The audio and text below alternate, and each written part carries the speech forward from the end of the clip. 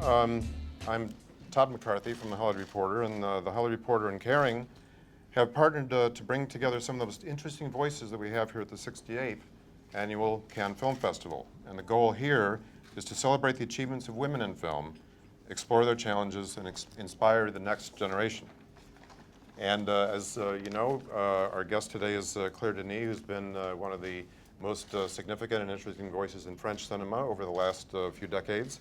She, just so you know a little bit about her background, she grew up in Africa. Quite a few of her films have been set there and are about issues that involve Africa. And she's also a professor, has been for quite a few years, and she started her film career in France as an assistant director to such great talents as Dusan Makaveyev, Costa Gavras, Jacques Rivette, Jim Jarmusch, and Wim Wenders. And she made her film debut as a director in 1988 with the wonderful film Chocolat, which did depict the post-colonial world in Africa. And 4 of her films have premiered here in Cannes. And among her many films are prize-winning and wonderful films such as Nanette and Bonnie, Beau Travail, Trouble Every Day, Friday Night, The Intruder, 30 Shots of Rum, and White Material. And we do have a couple of special guests today who've been added to the program, and they're both from China, and Claire has been working with them over the last few days here in Cannes. So let me bring them out. The director that's been working on the program is Liu Shu. And her producing partner is Ying Liang. So welcome. Oh, let's sit down. Okay. Yeah, go ahead. Hello. So, Claire, could you just give us a quick resume of what you're doing with the with our guests here today here at the festival? I've been asked 2 months ago to be a sort of a godmother, I should say. It's more feminine. To the Fabrique des Cinémas du Monde, the fabric of world cinema. Someone like me who is supposed to be experienced, which is more or less true, and they, with their project, and they have also their big experience because you have been producing few films, and it's your second film. Yes. So the first film you made on your own. You were a journalist. You were not in a film school. You shoot, edit. Yeah. You made everything on your own. And now she's not alone anymore. And here, I guess the project is very interesting. I'm hoping that the next week, without me, they will have all those important meetings with the industry people. And I have great hope for this project, really. And the only question she asked me is, do you think I should do more exercise so to be stronger during shooting? So I think you're strong enough, it's okay, don't worry. But what's the actually answer to that question? Do you have to physically prepare when you I said, no, you after what you've done on your own, I can tell you, you're strong enough. And she is, they both are, yes. And talented, very talented. Well, I think in a few minutes we can come back and we can hear, I'd love to hear a little bit more about your project. But first, Claire, you had an unusual upbringing and you were moving from one country to another in Africa every couple of years, from what I understand. And I'm just wondering, at what point did the idea of what you might want to do in your life come to you? When did you begin to have the ambition to do what you have ended up doing?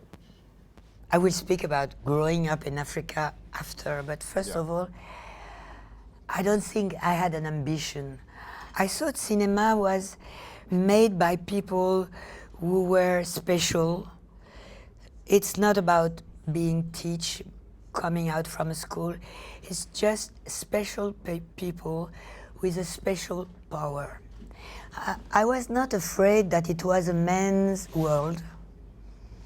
This never touched my understanding. I think I had the feeling little by little that what I thought was so far away from me was in fact something I possessed already, not muscles, although I have some, but a way of see the world, wanted to share that with an audience. And thanks to growing up away from France, mostly in Africa, I had this I'm very grateful to that childhood because I always feel at home everywhere.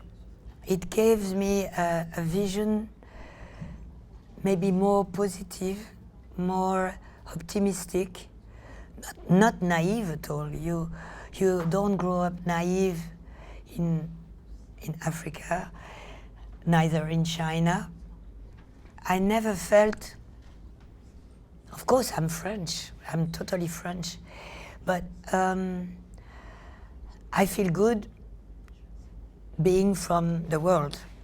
And I think cinema in general, and Cannes is a very good example, can touch, a film can touch everyone.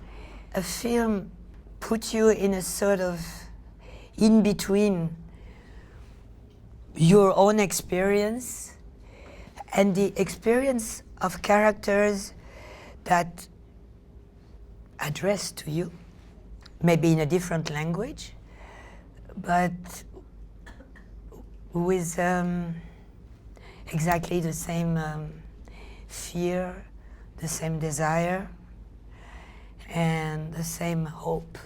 When you were, you came up sort of in the wave after the Nouvelle Vague. I mean, just after, but at a certain point when you became interested in cinema, you must have noticed, hey, there's not too many women. I mean, there was Agnes Varda, and that's about it. I think in that group, did that cause you to wonder if you could ever do it yourself, or did it actually give you more motivation to show that you could do it? How did you feel? When did you notice that there weren't too many women doing what you were interested in doing? Honestly, I think it never stopped me to do anything to be a woman. Maybe if I think deeply and I really look forward deeply, I would say maybe I was trying to be the best. Yes, I was always I wanted to impress people so they will never say, oh, come on, she's too weak to do that, or she cannot do that. So I wanted to be on top of everything, to drive trucks and things like that. But it was more for me, more for my own confidence. I always thought the most important was to make a film its will, because you have to overpass so many doubts that if on top of that you have to feel that the main doubt is to be a woman, it won't work. The doubt is, am I able to do a good film? To stand that terrible effort and to be able to share my story with other people. Maybe it's true, maybe if I look backward, maybe some people were laughing at me. I'm tiny, I'm small. Maybe they say, who is this little blonde who wants to make film? Maybe, but this was not touching me at all. It's like I was walking in the rain without being wet. I don't know why. Maybe I think if I wanted to be very fair, I should say my education, my parents, my father educate me like my brother. I mean, I was taken in consideration by my parents as a future adult and not only as a future woman. And I think for me it was a great gift. When you were, by the time you were a teenager and reading novels and watching films or looking at the other arts, were there any female artists that you particularly admired and excited you in, as I say, in any of the arts? Not because there were very few women in movies at that time. I think, although I was reading mostly Faulkner, I think there was something in Virginia Woolf that attracted me, and it's very frivolous, I should say, but because people told me I look a little bit like her, so I was obsessed by being a sort of Virginia Woolf, you know. I don't want to speak about Simone de Beauvoir because it's maybe not necessary, and Woody Allen film I did that already, but I think women artists in France, like Françoise Sagan when I was a little girl, they had something special, you know. They were fierce. They had no fear. She was driving racing car.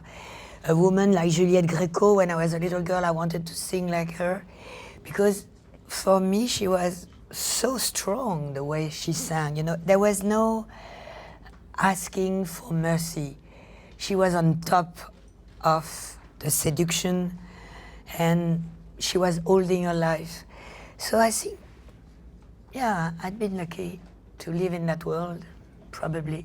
And I think today, since the 1946, the French cinema has organized a very particular way to finance it.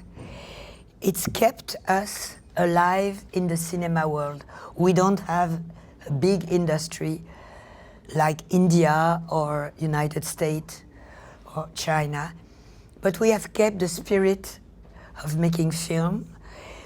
And in a way, if you look at the credit on many films here in Cannes, you will see how often films from many countries are co-produced by France. Mm-hmm. Even I remember last year, 2 years ago, Jim Jarmusch movie here was a French co-production, French and German co-production.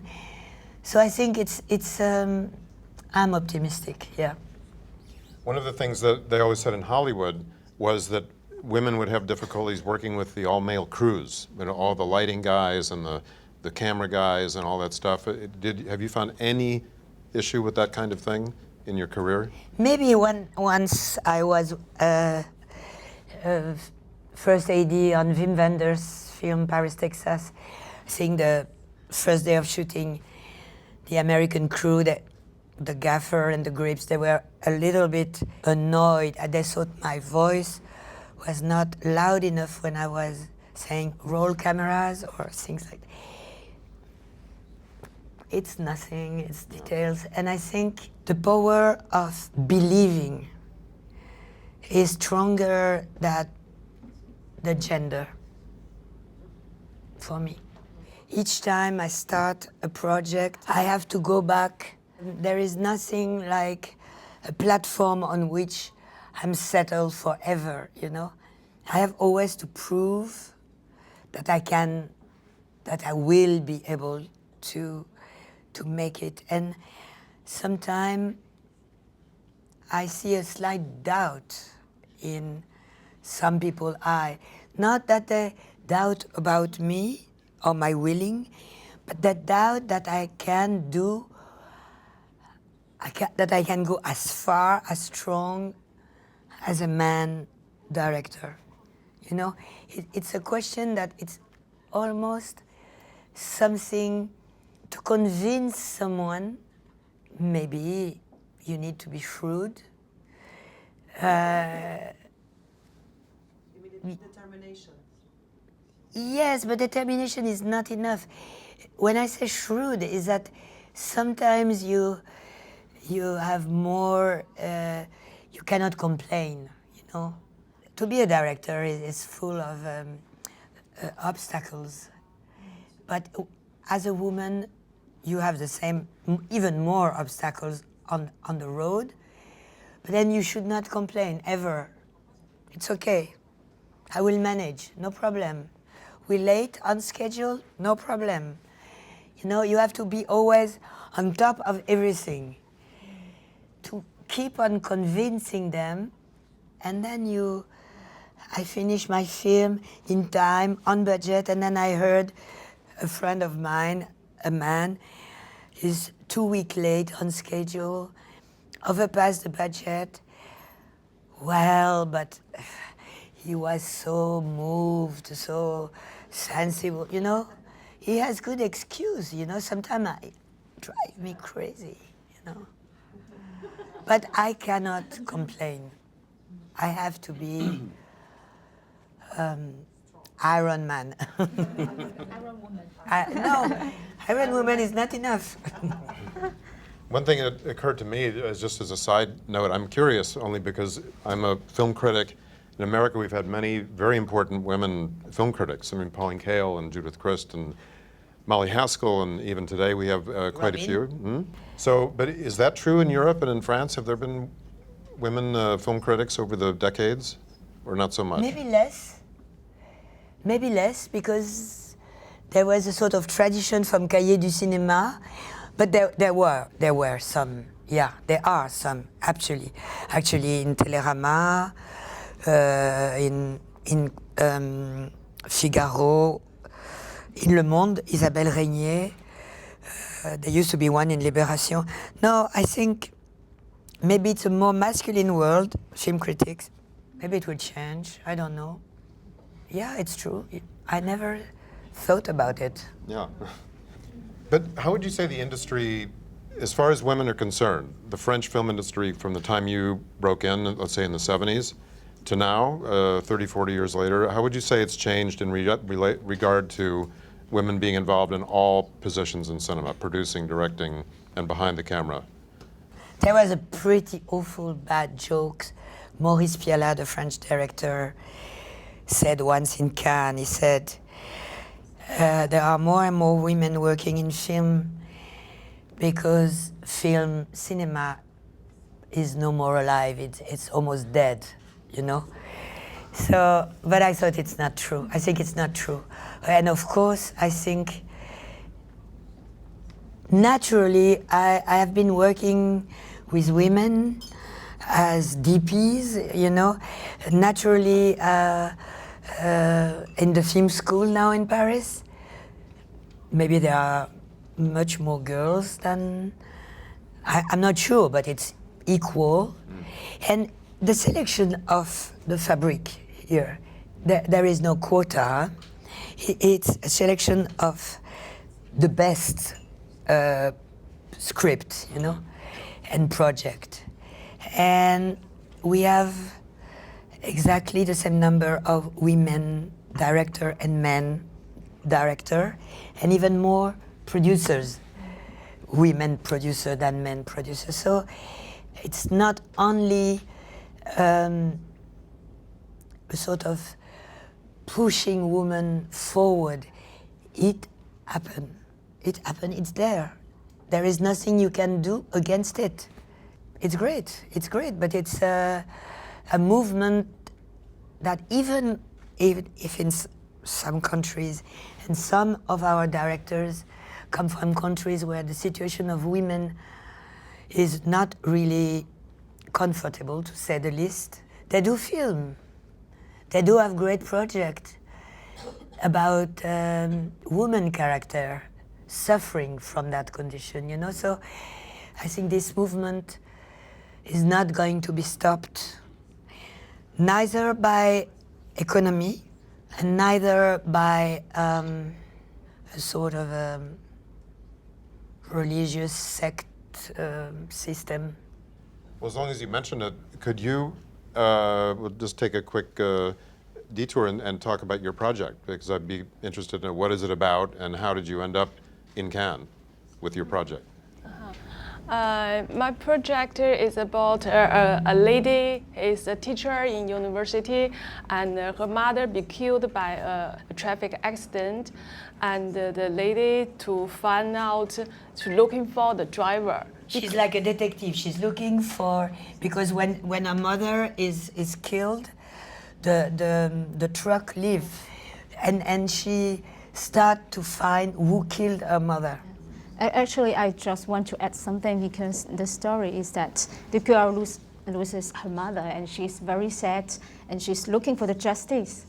And in this moment, she finds the Buddhism, which is a religion which conforms her and at the same time shows her something new, which is different than the revenge. So she's thinking about, should I forgive? Should I do the revenge? Should I make something violent? And then she met this man, she finds this man. This man is a very influential man. So he's proposing like a financial recompensation.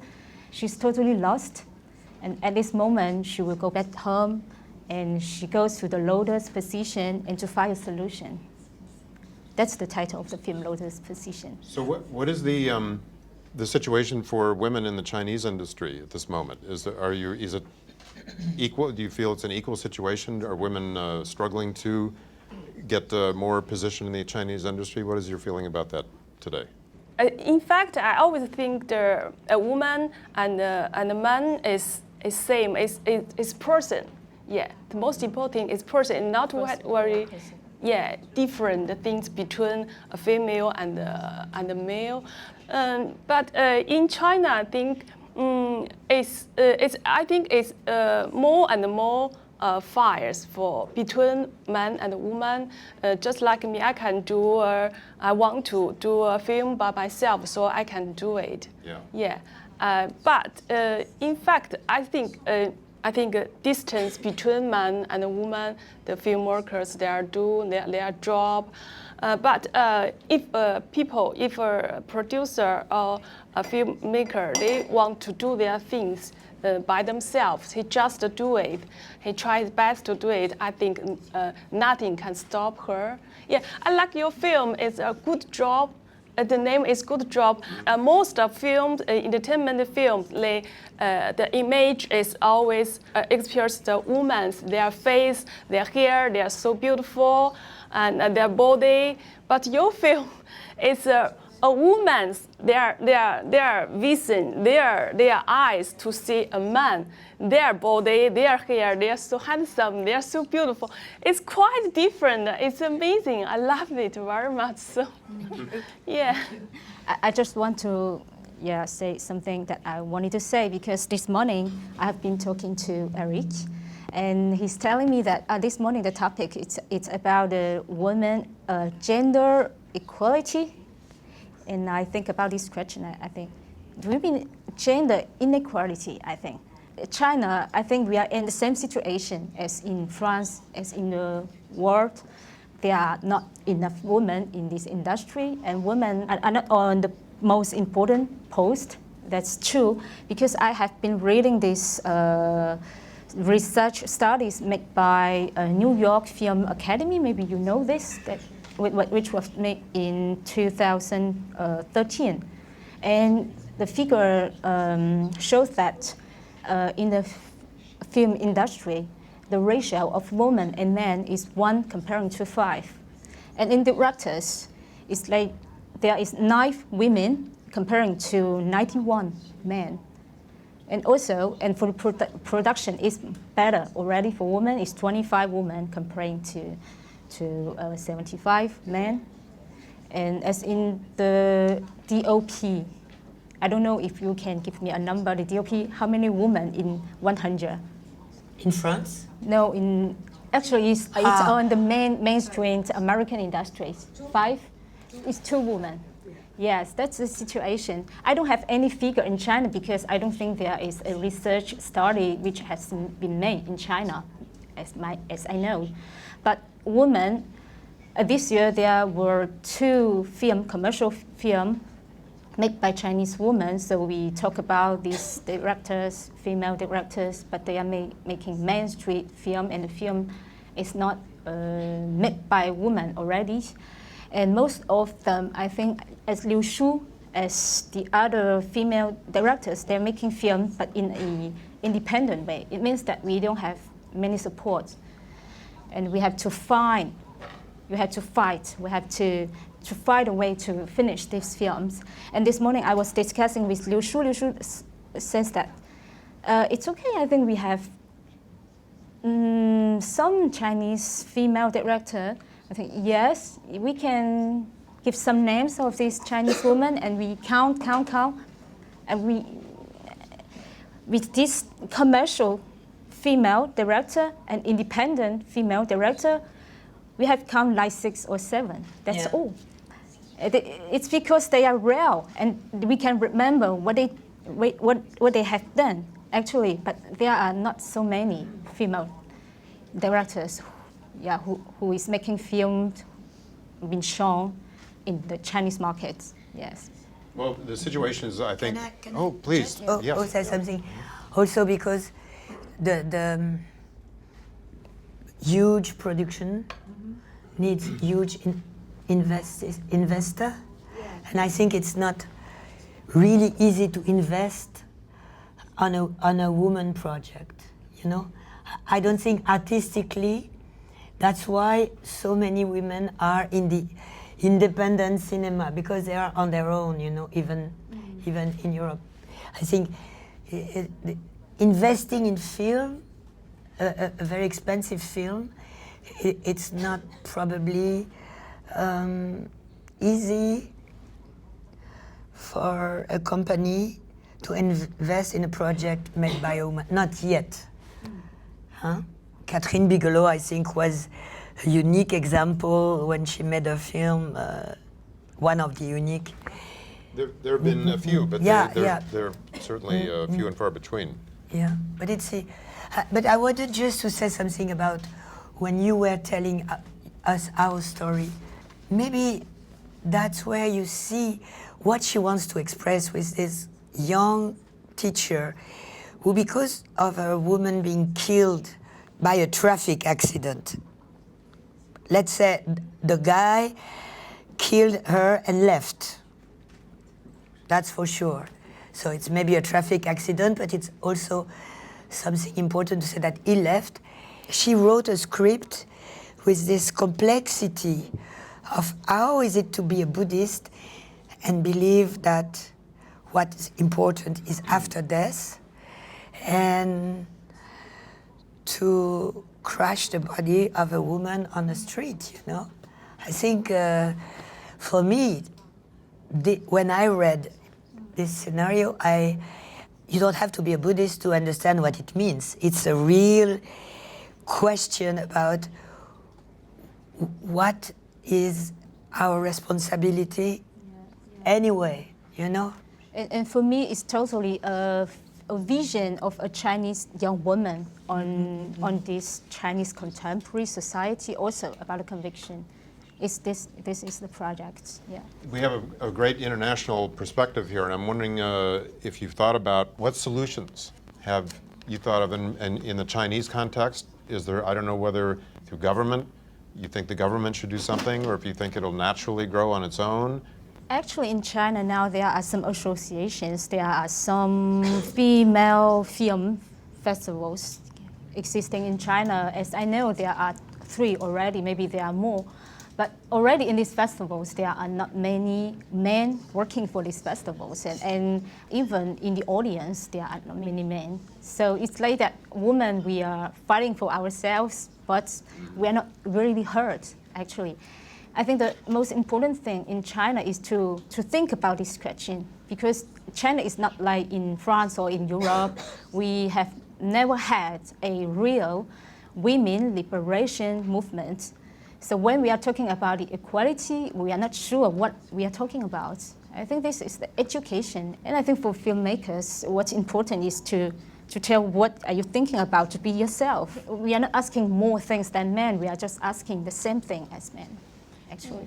In China, I never watch TV, because in some TV, the programs, they always tell about story about a man have a lot of women. He's rich, he have some authority or something like that, and then the girls will fight each other because they want to get love from the man. So it's a lot of TV program just like that. So I just wanted to do, why you do that?